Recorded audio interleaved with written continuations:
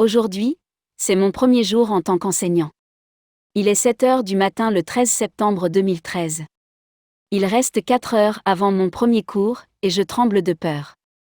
Je n'ai jamais enseigné auparavant, c'est la première fois, et aujourd'hui je commence ma première suppléance, et je ne fais pas partie de ces gens qui aiment que tout soit préparé et contrôlé, et je ne sais pas ce que je vais faire quand je suis devant 30 adolescents qui me regardent et remarquent tout ce que je dis, chaque geste que je fais, quelle est la marque de mes vêtements et comment je réponds à leurs hésitations.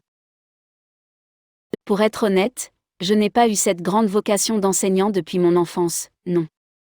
Je n'ai pas été le gamin typique qui savait clairement ce qu'il fallait étudier.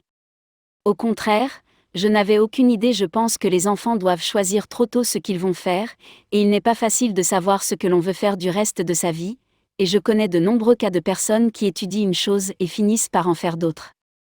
Lorsque je devais réfléchir à ce que je devais étudier, une phrase que mon professeur d'anglais me disait me revenait toujours à l'esprit.